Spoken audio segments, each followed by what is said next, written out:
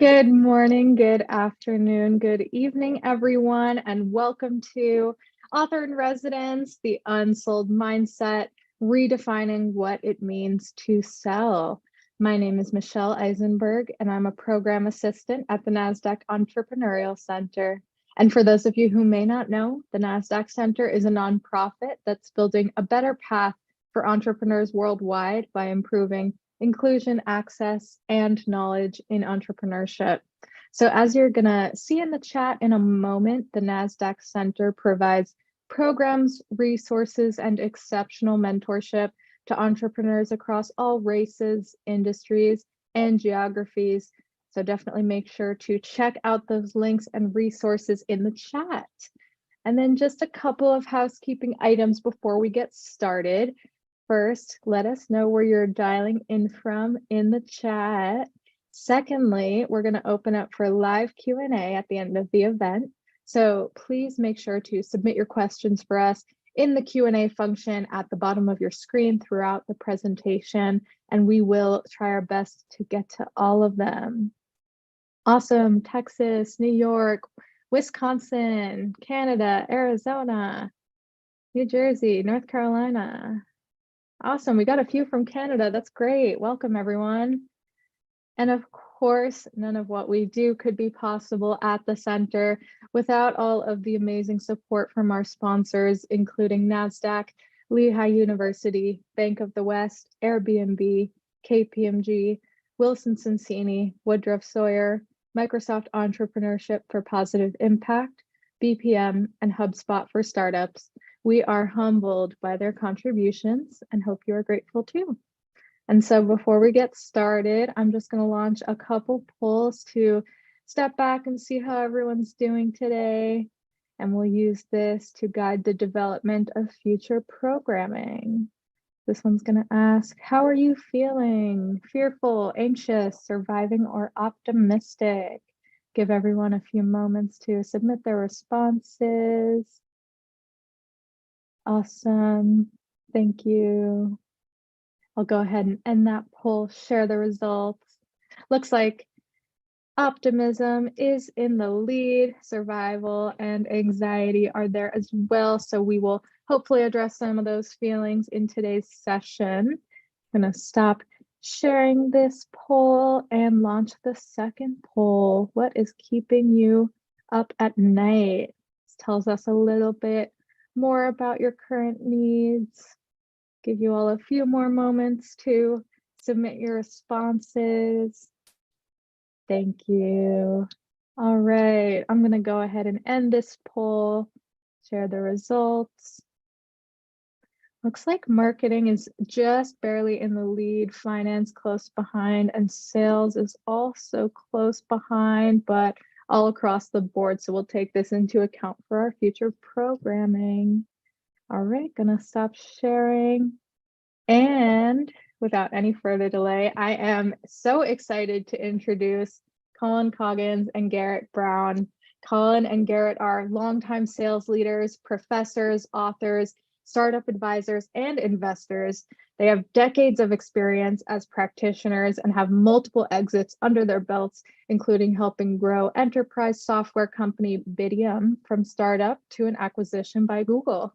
Since that acquisition, Colin and Garrett continue to empower the next generation of salespeople and entrepreneurs, and they teach the class they created, Sales Mindset for Entrepreneurs, at USC's Marshall School of Business, and it's the only sales mindset class of its kind. It has become one of the school's most popular classes because of its unique blend of personal and professional development. And together, they co-founded a company, Agency 18, to work with mission-driven businesses to grow revenue based on their unique and authentic approach to selling. They're also frequent keynote speakers and authors, and with their HarperCollins book, The Unsold Mindset, which actually came out today, they hope to further their mission to change the way the world thinks about salespeople by changing the way salespeople think about themselves. Ladies and gentlemen, please join me in welcoming Colin Coggins and Garrett Brown. Thank you guys so much for joining us. I was trying to wait for you to go first, Colin. I was going to wait for you, and you were waiting for me. I was listening. I was like, I probably will know in the first 5 seconds if he makes fun of me for using a picture that's older than the gray hair that is now on my face. Anyways, don't mind the smiles on our faces. This is a very special day for us, and we're really happy sharing with you all. Yes, we are so grateful to have you sharing this very special day with us. We have a really exciting conversation ahead of us, so let's just jump right in.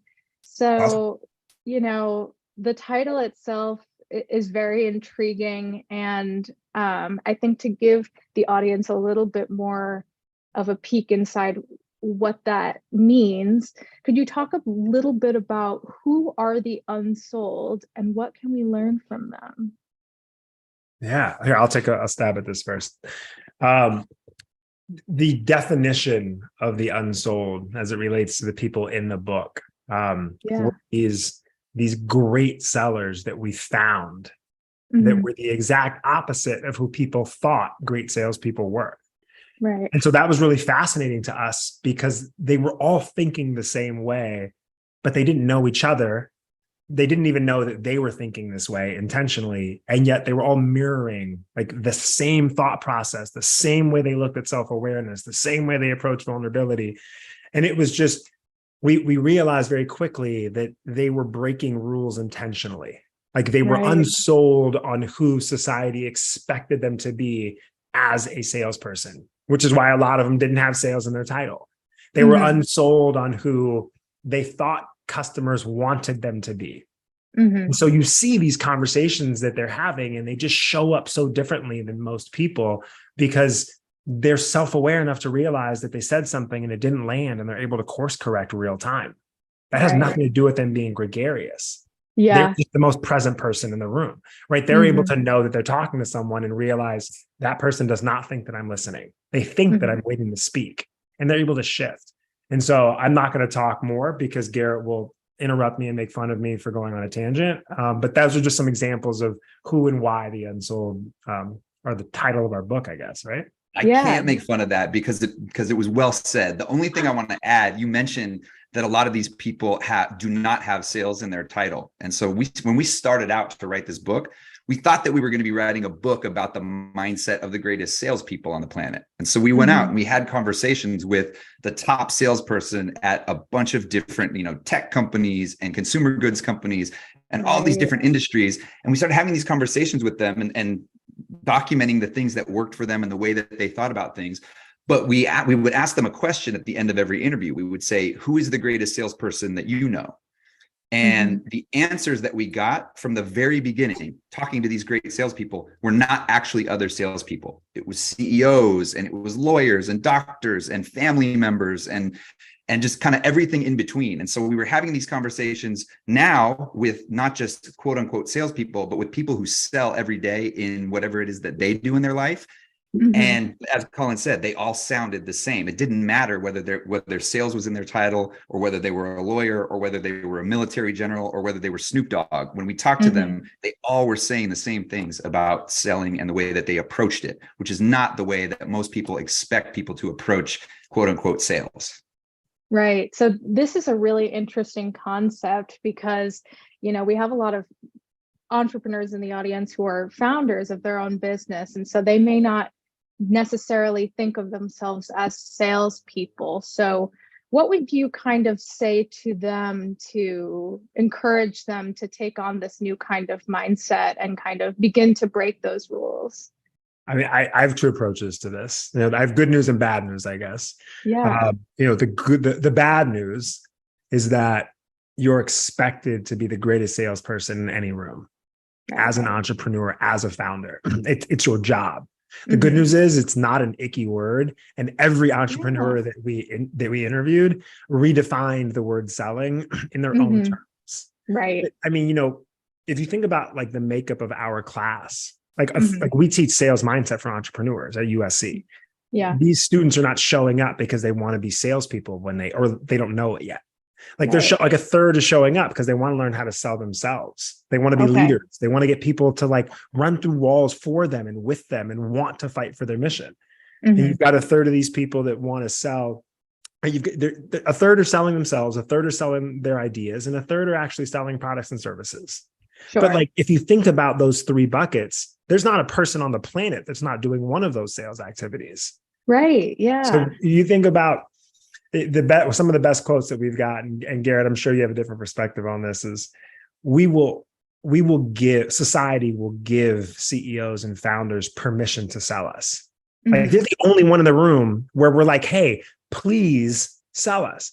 If you have sales in your title, like, we already have an aversion towards you. But for the person that we expect you to sell, the investor, we expect you to sell the person that worked for you, we expect you to sell the product and service to the partner.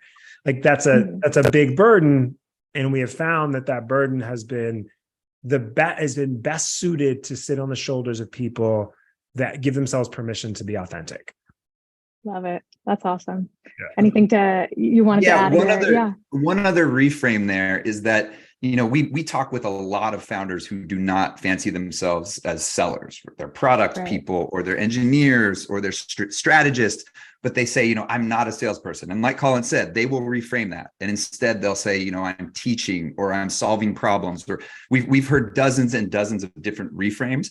But the truth of the matter is, like, the founder, the CEO of a startup, is the person who put everything on the line to go out and create something and bring it into the world. And if that is not going to make you a great seller, a great teacher, a great problem solver, however you reframe it, then nothing is. Like, you're going to show up in that room and you're going to be more passionate than anybody else about your product or your service or your startup. And that's really what our book is about too. It's like, how do you, regardless of whether you're the CEO, a salesperson, or anything in between, how do you get into that mindset where you are coming across and having those interactions authentically and being just as excited as the CEO, who obviously is, because, like I said, they put their entire life into their company. I want to add something to that, because it's so powerful. And it sort of skips by a lot of our students because they're not tenured entrepreneurs yet. Sure. But we ask every keynote that we do and every class that we're in, we ask two questions at the beginning of every session, or every semester, every keynote. And the first question is, what do you think of when you hear the word salesperson? And people say yucky, smarmy, pushy, manipulative, etc.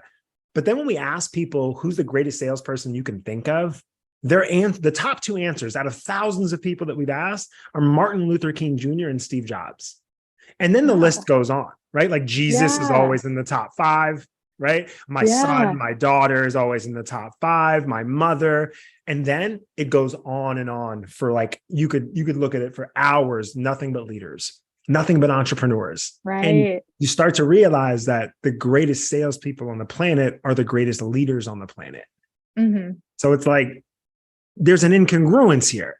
And for entrepreneurs, that's a really hard thing to settle in because of what Garrett said. It's like, this is your baby. Like, we created Agency 18 because there were so many founders that didn't want to relinquish, like, why they started. Yeah. But they knew they had to become sales forward.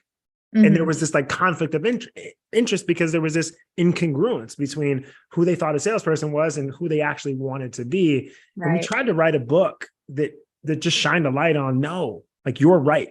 Like, the greatest salesperson in the room is the opposite of who you don't want to be.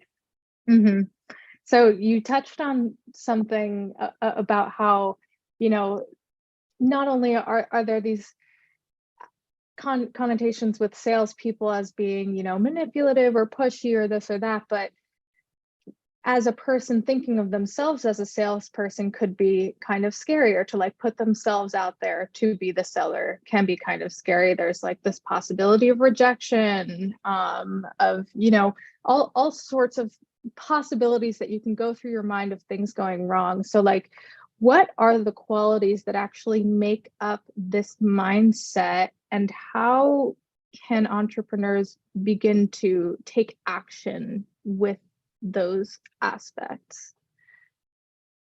The overarching theme of all of the aspects of an unsold mindset is authenticity.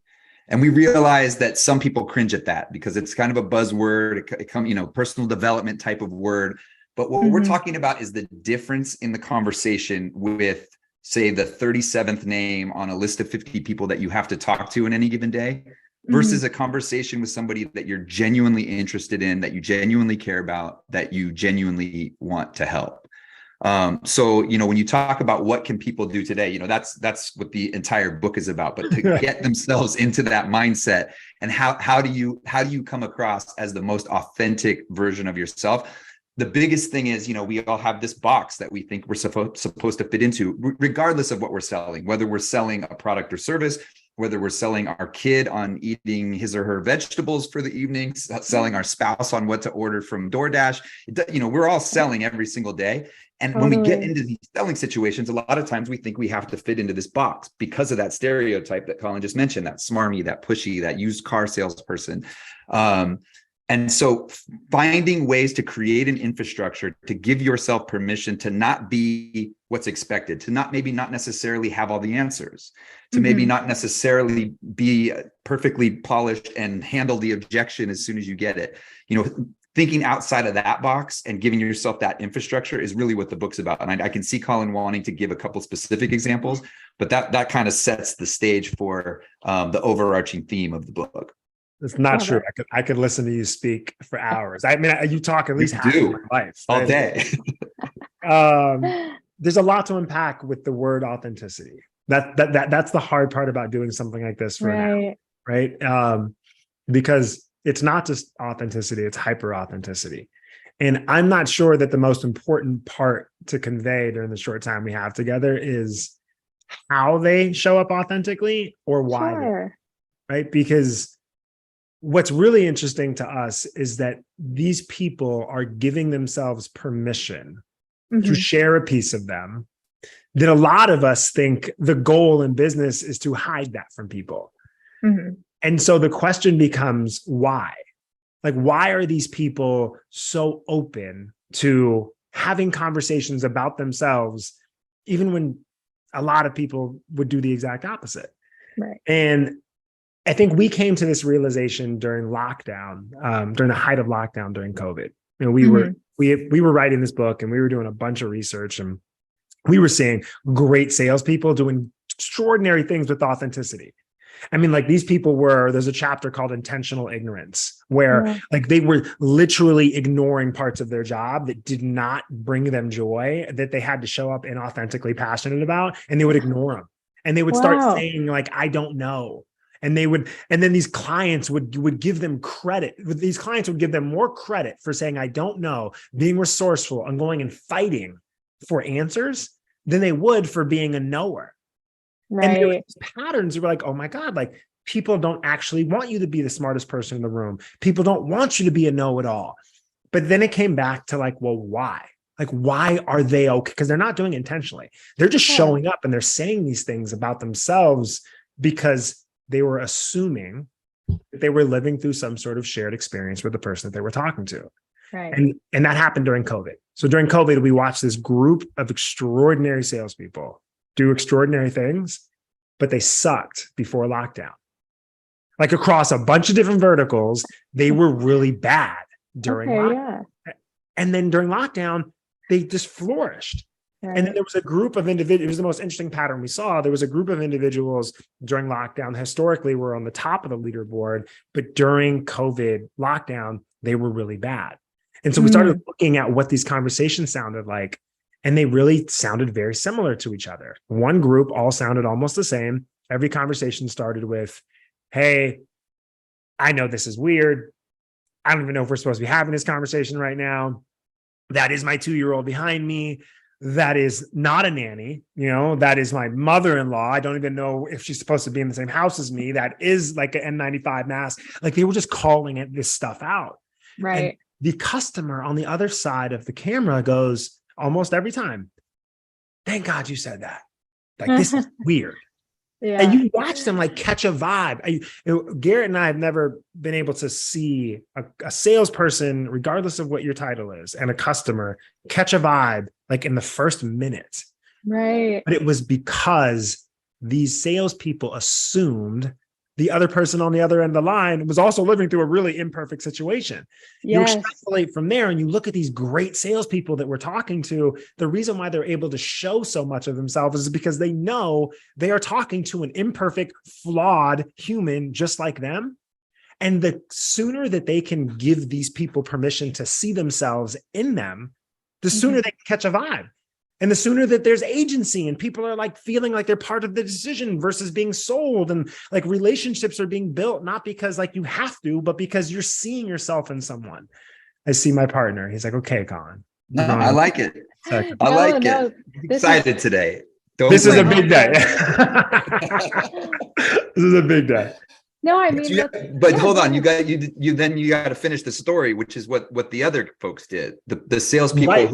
who were good before COVID, they would show up on that same phone call, and instead of acknowledging the situation, they would literally be like, "Okay, here's the agenda. Let's get down to business," as if nothing was different, and just completely ignoring the reality of the situation. So A harsh reality. Right? Like Right. grandparents and like hospitals and like kids being homeschooled. Like Yeah. the shit was, I don't know if I'm supposed to curse. It was real, right? Things were Yeah. very real.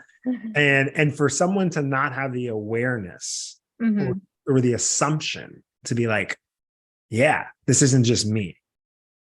That was what was so special. That is what has been so special about all of these people that are in this book, is that they are hyper authentic. They're hyper vulnerable. I mean, Garrett, I will give one example of something. I think that Garrett does a way better job of explaining this. But we were finding, like, when we say vulnerability, we were finding that there were people that would talk to themselves out loud in front of us.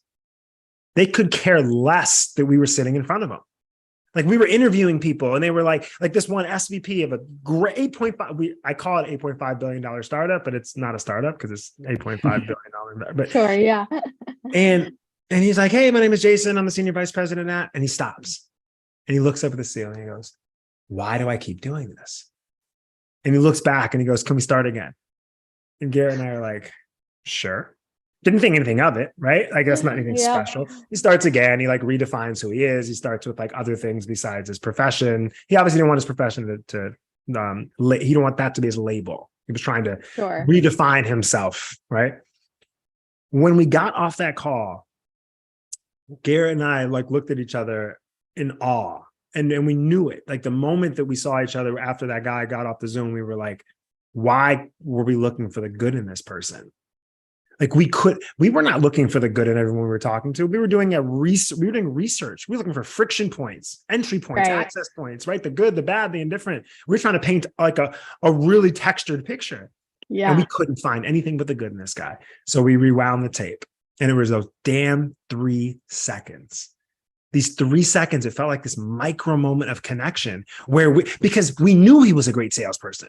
So to know that you're talking to a great salesperson and then go, but not for those 3 seconds. Yeah. For those 3 seconds, he wasn't selling us. He took us on this high, and then we just never came back down. And then, I mean, Garrett, we saw it everywhere. We couldn't unsee it. Yeah, I think it was like a week later, we were talking to one of the top trial lawyers Right. in California. And, talk about a sales job. You're in a courtroom where your customer, the people you're selling, are sitting in a box judging everything you say, while your competitor is standing next to you, poking holes in your sale. And so we're talking to this lawyer, and he says, that he's making some kind of argument and he's on a roll, and the judge stops him and asks him to repeat himself. And he stops in the middle of the courtroom. He tells us, he says, he looks up at the ceiling. He goes, "What did I just say?" And he looks back at the judge and he says, "Your Honor, I have no idea what I just said." And the judge laughs, the jury laughs. And he wasn't doing it as a tactic. He wasn't trying to, win one over on them. But for that moment, he was just as nervous as everybody else in that courtroom probably was. And like, he was a real human being. And he sort of knew from that point on that they saw him as an authentic person who was, just living through the same situation they were, as opposed to this lawyer who's like trying to make things up and pull one over on them to get a win for his client. So people have so Right. much genius like inside of, like, we want to know what's in here, right? Like, Right. like we call in the book, we call it showing your work. Like in Mhm. math class, Mhm. you didn't get credit for the answer. Like, you got credit for showing your work on how you got to the answer. Mhm. Like, this is a version of that. We do office hours a lot these days, and Mhm. like, students will come in and they'll be like, I don't want to come off like just another spoiled USC student. Like, I want them to view me as someone that adds value, whatever, right? Whatever their concerns are for Right. their next internship interview. And what should I do? Like, say that. Yeah. Show up and like, I have to tell you, like, this is what I was going through my head, right? Like, I didn't want to show up as this person. Like, and I know that, right? And then talk about why you had the courage to show up anyways. Like that. Well, hold on. This is gold, Colin. And this is what you do. I'm lucky enough to get a front row seat to this all the time, where Colin will say something genuinely profound and important, and it just sounds like a normal part of his conversation. But I know there are a lot of entrepreneurs in this room, and I want to call that out. Like, he is giving you permission to say the quiet part out loud and to show your work. And so, I'm certain that there are people listening to this who are saying, I'm not a salesperson. I feel icky. I'm great at building product, and I have this amazing product, but I don't want to go sell it. And I don't want to come across as a salesperson when I'm selling it. Say that.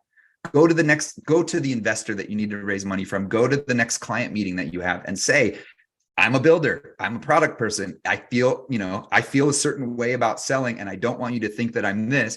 People will respect that, and they'll see themselves in that, which is an important thing. And so, don't be afraid to say the quiet part out loud. When we talk about being unsold on how things are supposed to be, you don't have to be slick and polished to be able to sell. Like, if you find somebody who's genuinely going to benefit from whatever it is you're trying to sell to them, then it's, your job and your responsibility to get them to know that. So be honest about it and show your work.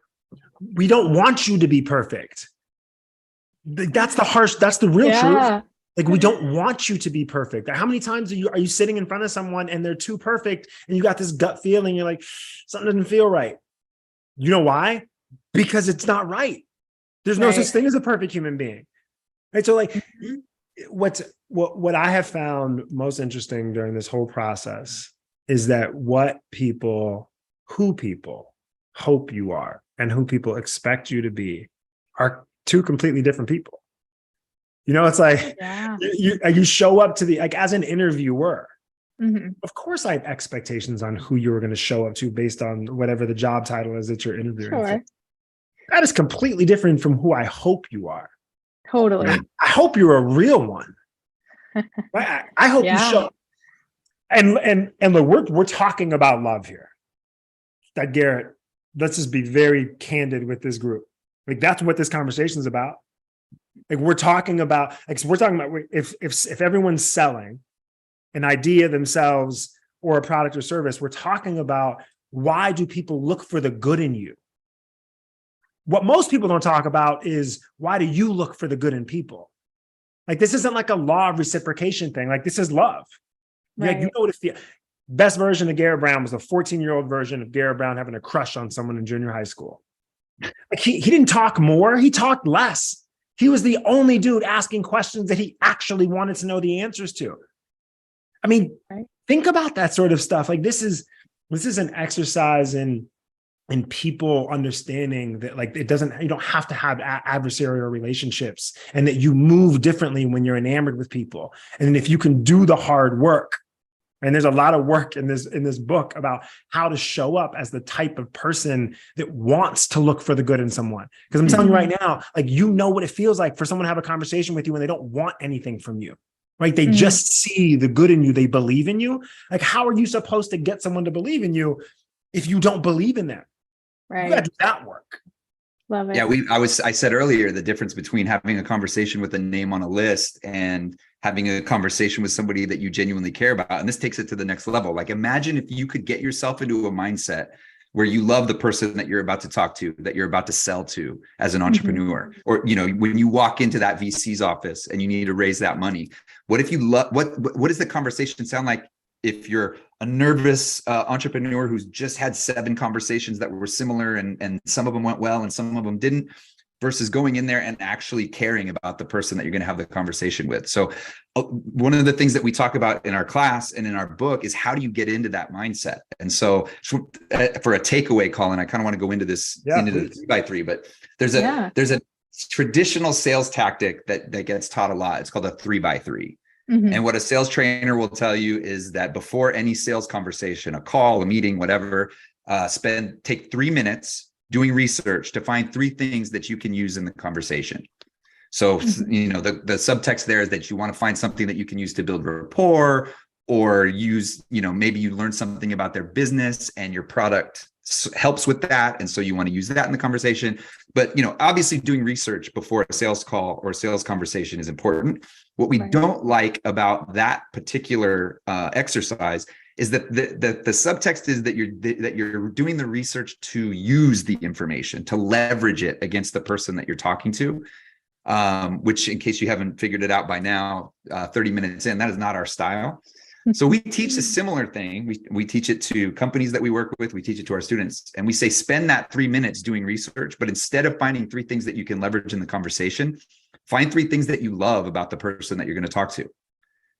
And we're like Colin said, we're using the word love in the very real sense of the word. Like, you know, do your research, go on their corporate website or on their LinkedIn or whatever you can find. And is there something, are they involved in a charity that you're also passionate about? Do you love that about them? Or are they, you know, do you just love the outfit that they have on and their profile pic? It doesn't have to be anything substantive, but just getting into that mindset, the conversation that you have, and we've seen this done enough times to know that it works. We literally do it on the first session of every semester with our students. We pair them up. We make sure that they're with somebody that they've never met before. And we say, you know, we're going to give you 5 or 10 minutes to have a conversation. You're going to fall in love with each other. The only rule that we give them is we say, focus on the questions that you would need to ask in order to get the other person to fall in love with you. And you start to see people's eyes roll, and you start to see people like pick up their laptops and look for other classes that they can take instead of ours in that time frame. But we go through the exercise, and it is always a highlight of the semester, because you've got like the Olympic swimmer sitting next to the, you know, future Mark Zuckerberg computer science major. And we ask her, you know, when was it that you fell in love with this person? And she says, you know, well, he changed his major in the middle of his sophomore year, and I did too. And it was a struggle for both of us, or, you know, we're both from the Midwest. It doesn't matter. But what ends up happening is that these students start using the F word a lot.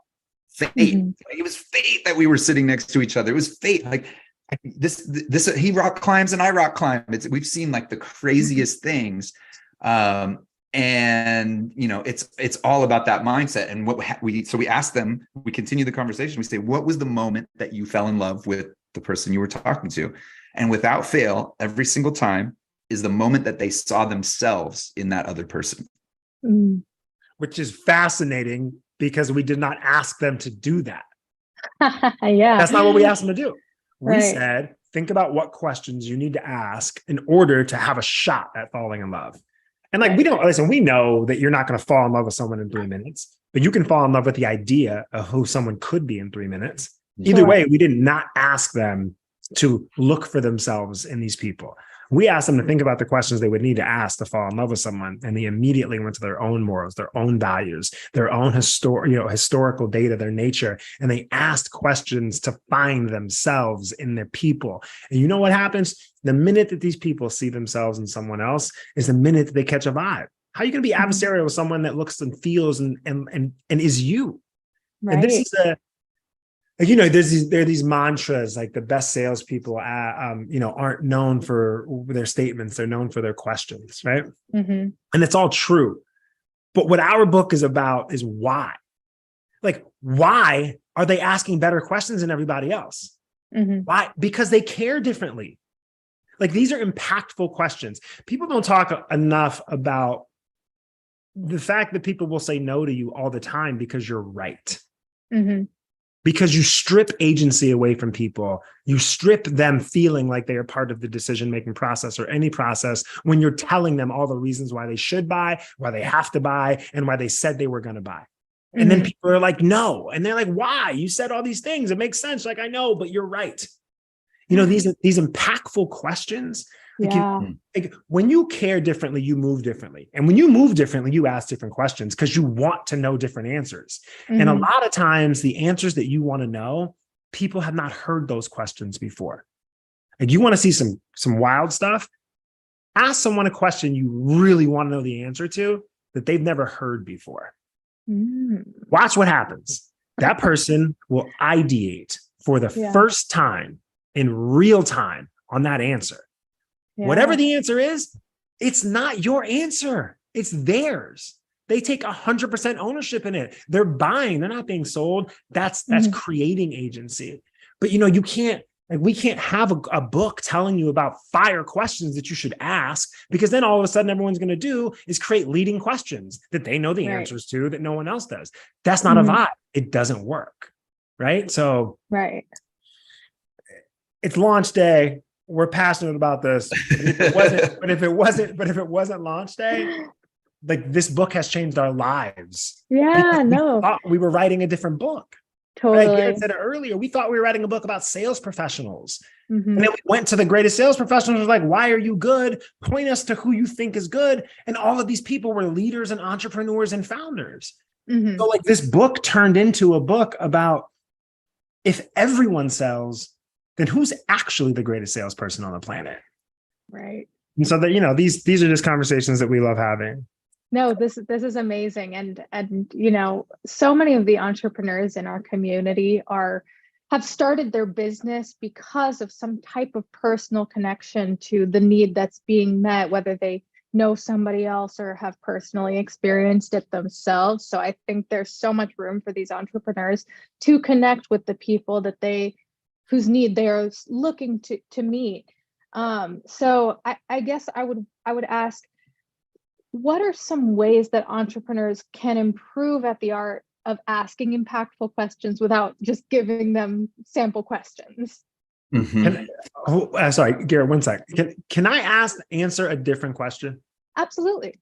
Because I think I know what you're asking, right? Like this is making me miss when we taught virtually during COVID. Like I had the mute button and I used to just mute him in the middle of class. But you can mute him, but I really do want to hear what his answer is to this question that you didn't ask. Well, no, it's not. No, listen, to be fair, I'm answering the question that you asked, but we get asked this question a lot. Yeah. And there's just a way more important answer to the real question, which is like, how do you become a great salesperson as a leader, like as an entrepreneur? Yeah. Because it is part questions and it is all these other things, but and I'm going to tee Garrett up for this because it's the most emotionally driven, logical conversation that we've had throughout the book writing process, which is we have found that these great entrepreneurs and leaders are not looking at goal setting the way that we do. Right. So we could give you, a bunch of different ways to think about asking questions. But I honestly believe that the reason why these people are asking questions that no one else is asking is because they care differently. And the reason why they care differently is because they're driven differently. And the reason why they're driven differently is because they don't view goals as finish lines. They view them as mile markers. And this wasn't some epiphany that like we had created. Like we were interviewing these great sellers that were leaders, and we were like, tell us about your goal orientation. Tell us about your goal writing process. We're goal setting people, yes. And they're like, okay, cool. Let me figure out a way to shoehorn the word purpose in. Right. We didn't ask you about your purpose. In fact, we weren't even writing purpose statements. This was not part of our book. But if 12 hitters are answering your question with a question that you didn't ask, which is about purpose, it makes you think. And when we unpacked it all, it was like, most of us hit these goals and we're like, I thought it was going to feel different. Right. Like, this is it. Yeah. And for them, these people just realize that the chase is the best part. So they create this purpose that is very not self-serving, right? And you're using words like serving and teaching and inspiring, right? Those aren't the words you're using for goals. Those are the words you're using for purpose. And that way they're always in the best part of the movie, right? Like they're always chasing. So when you think about how do they ask great questions, it's what Garrett said earlier. Like you show up, you are the best salesperson in the room because you're the most passionate, because it's your purpose. you're Mm-hmm. going to ask questions because you care differently than other people. So that's why I want to say I did answer that question, Garrett. Okay. I'm shocked. You actually did. The All right. short Yes. answer that he could have said and say, I don't know how much time we have left, but he could have just said because they care differently. And so they ask better questions. But all that stuff is gold. And I think just to kind of take the logical angle of this, because the correct answer is that they care differently. And that's why there's such great question answers. They're not asking a question because it's on a list, or they might be because they need that in order to drive the sale forward. But what's going to be different is the question that they ask afterwards, right? Mm-hmm. Like the question might be something simple about, tell me about the time that your company experienced that giant data breach and everything went crazy. Mm-hmm. And that's great. But then the next question might be, well, wasn't that the time of when your wife was pregnant? Because they'd done their research and they'd fallen in love, and that person has never heard that question before. And like, wow, nobody's asked me that. And so Right. Colin mentioned, I think you dropped without explaining, Colin, the phrase impactful questions. And we collect impactful questions like gold. Most questions that sellers ask, and we'll call them sellers, they're designed to extract value from the person that they're asking it to. Tell me about your budget. Show me how to sell you. Give me this, tell me that. And so, and again, there are a certain amount of those questions that need to be asked. Right. But what if you could actually add value by asking somebody a question? How do you add value with a question? And that goes back to what Colin also touched on a little bit earlier, which is giving somebody the agency to think and come up with the answer in real time. And again, they own that answer. That is theirs.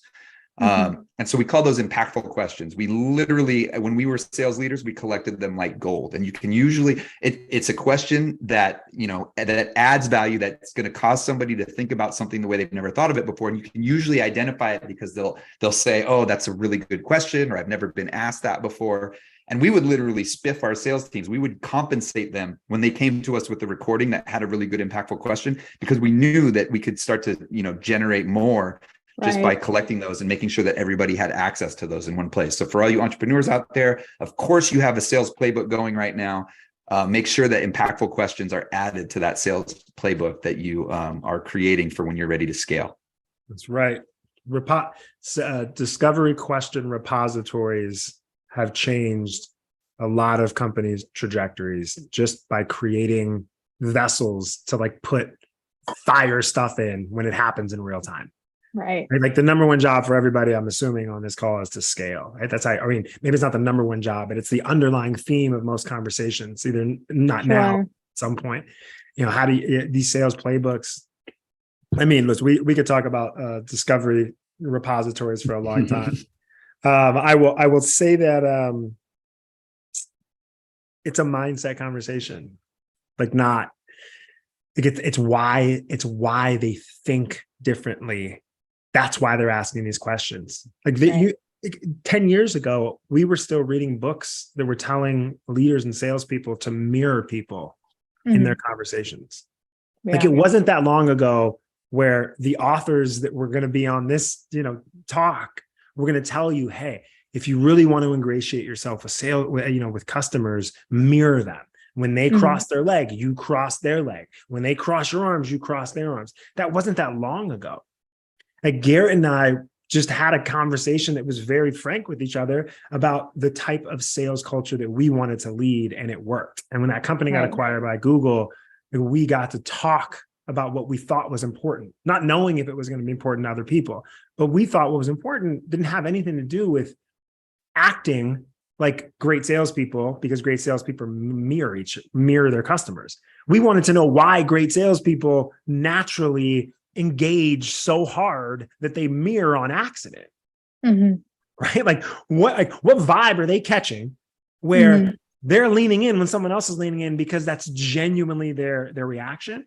We wanted to write the book on how to get to that state, how to be that excited to talk to someone. Because there's people on this call right now, let's just be honest, right? We don't always want to be on the phone with these people. That love 3x3 that Garrett's talking about. We watched it, and I'm going to tell this story, Garrett, and I'm going to keep it real concise, I promise. We a lot of times we get brought in consulting for companies that have large sales forces and small sales forces. But a lot of times, these sales forces, have senior tenured veterans that are older than us. Mhm. At least one of us. You got what I did there? Okay. And so This guy's 3 years younger than me. You would think grandpa. and so we The walked millennial into down there. I'm just beating him to it, because if I didn't, he'd call me a millennial at some point, and then like this whole thing would just be me and him going back and forth. So we're in this sales room. We got brought in for this job. This sales force was doing like a flatline job. Like they weren't excelling. It was one of these moments where like what got you here isn't going to get you there. But there was one person, a senior tenured gentleman who had been there for decades and was really good, or in the industry for decades and was really good. He was not flatlining. Mhm. And so we're like, hey, do this 3x3 fall in love exercise with us. Just do it in front of the group. So that way, like the group will see you do it, and then they'll think it's okay because you're the hitter in the room. And he's like, not a chance. And we're like, no, please, like, just do this exercise. We have a lead for you. It's brand new. Just take 3 minutes and show everyone what it looks like to look for the good in someone for 3 minutes. And he's like, I'm not taking this lead. And finally, Garrett and I, like in front of like the whole room, we're like, it would be a selfless act to train and teach people, right? And the guy goes, no, you don't get it. It's not a qualified lead. And we're like, oh, burn. And he's right. It's not a qualified lead. So we're like, just do the exercise anyways, and we'll give the non-qualified lead to a newbie. And he's like, fine. So he gets his laptop out, begrudgingly, opens it up. The whole room gets around him, Garrett and I. He starts typing. 3 minute, the clock goes on. About 30 seconds in, you hear a, And we're like, what? And he's like, he graduated high school the same year I did. You love that about him? No, I don't love that about him. Okay. 20 seconds, 30 seconds later. What? He went to the University of Minnesota. You love the University of Minnesota? No, I don't love the University of Minnesota. Okay. Hands come back off. But Bob Dylan went to the University of Minnesota. And I do love Bob Dylan. And it was like, oh my God, it worked. Like it worked with the most stodgiest, like just hardened salesperson ever. Like it worked. And so we were like, okay, we're done. Right. Everyone saw what just happened. Yeah. We'll take the lead. We'll give it to a newbie. And he in front of everyone, he goes, not a chance. You just made me fall in love with this guy for the last 3 minutes. I'm going to at least see if it was real. Right? Because you can't fall in love with someone because you don't know who they are, but you can fall in love with the idea of someone. So this person gets on the demo. And it was like almost disgusting. Like it was a bro fest. Like there's no better word for it. Like everything that he hoped this person was exactly who he was. Love Dylan, same age, same demographic, same, like you couldn't make a better match. And he bought. Wow. And at the end of it, we did an after action review with the team. And this stellar salesperson says, just so everyone knows, that person did not buy because he fell in love with me or because I fell in love with him. He bought because he saw value in our product. And Garrett and I, we laugh and we're like, yeah, that's really easy to say. He's like, what do you mean? It's like, well, you told us you would have never taken the lead in the first place. Right? These people that sell the unsellable, like they're in rooms they're not supposed to be in and getting people to spend money that normally wouldn't and seeing value and shit and stuff that like normal people don't see value in, not because they're so great at selling. It's just because they care differently.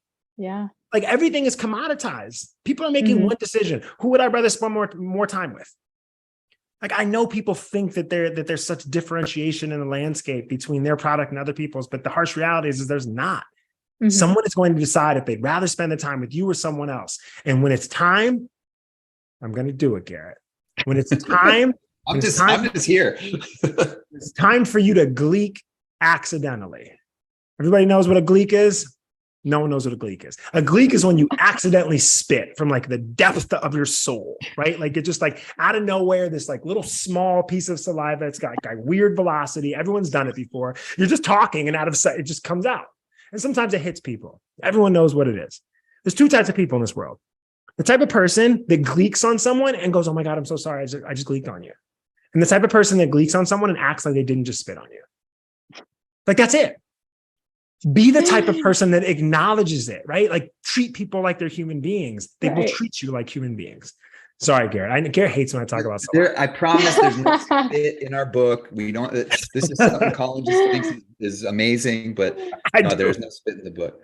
All right. I love seeing him so fired up today. This is great. This is like even more than usual. Yeah. Ask us some questions. We've been yapping. So we are actually time for live Q&A. So we can just jump right in. We have a whole bunch of questions here. Okay, so we have a few questions here about selling digitally. So like, how do you kind of take this mindset into a conversation that's, I mean, you kind of like gave a really good example about like, oh, like my 2-year-old's behind me with the camera, but like, what are some ways that entrepreneurs can think about selling digitally with this authentic mindset? It's that I don't want to say it's every chapter of the book because that's going to make it sound like the book. But that the good news is that's what our book's about. Like I can give you a prime example. It's just another example. Sure. When I was engaged, and this is in the book. When I was engaged, my wife was just a really big wedding planner. And so she would just take like meeting times in between my actual work meetings. And I'd show up to meetings really late. And a lot of those, by the way, were digital, even though, COVID did not happen yet. Sure. Or the pandemic. And I would just show up and I'd apologize. I'd be like, hey, like, I'm really sorry. Like my fiance is really big on wedding planning. It's coming up soon. And today's conversation was the difference between tulips and roses. And I know you don't care. And I'm just saying, I'm sorry. And almost every single time, like I would just get this love that would be reciprocated. They would just say, they would be like, don't worry about it, Colin. It gets way easier on your second marriage. I've heard that so many times. Or they'd be like, don't worry about it, Colin. Like, happy wife, happy life. I've been married for X amount of years, but someone's telling me their marital history in 10 seconds. Right. Yeah.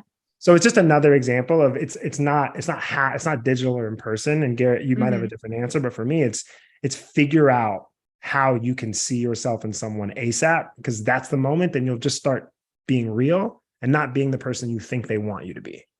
Mm-hmm. It's a great answer. It's tough to add to that. I'll pick another theme from the book, which is this difference between a transactional mindset and a transformational mindset. Because a lot of times when we have a sales conversation, it's very easy to get into a transactional mindset.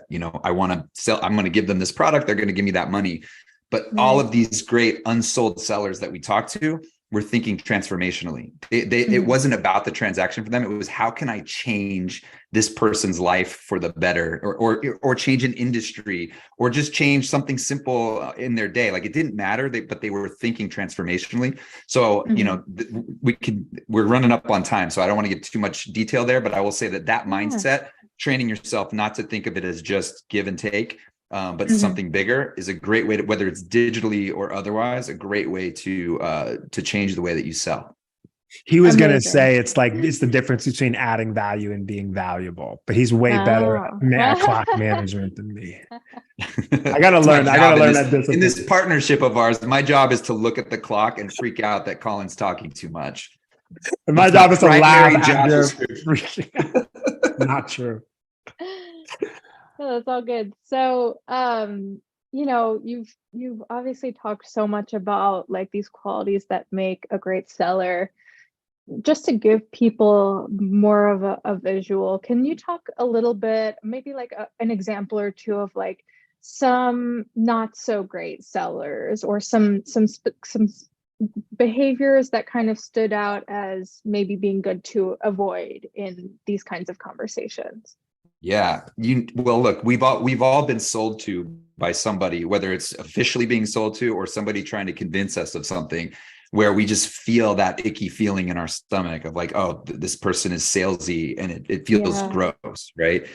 And so just like any good advice from anyone, including us, but any advice you read in a book or on the internet, even the bad stuff, it's different for everybody. What you do that might come across as salesy or uncomfortable might actually really work well for somebody else. Now, there's certainly some universal truths, but so one of the biggest pieces of advice that we share in various forms in our class, and I think even a few times in the book, is, if you think you sound cheesy, you're right. you sound cheesy. And if you think you sound pushy, you probably sound pushy. And if you think you sound salesy, right? Like you can extrapolate that to basically anything you want. Our self-awareness, like everybody's self-awareness is generally spot on for that. And what I think is funny might not be the same thing. In fact, I can promise you it's not the same thing as what Colin thinks is funny. And so, he might tell a joke that lands perfectly in a conversation. And if I tried to tell that same joke, it would go over really poorly. So the shortest answer I can give you to really have a big picture advice is trust your self-awareness and your instincts. And if you think you're doing something that seems not yourself or that seems too salesy, you're probably right. I'll take a different approach. Garrett's talking about if you're aware enough to know this. But sometimes like you're not even aware that you're doing things that are really hurting you in terms of like creating these relationships. We had the number one salesperson in a company that we were working with come to me and say, your new rookie is hoarding leads. Right. And listen, this technically was the mindset of the number one salesperson in the room.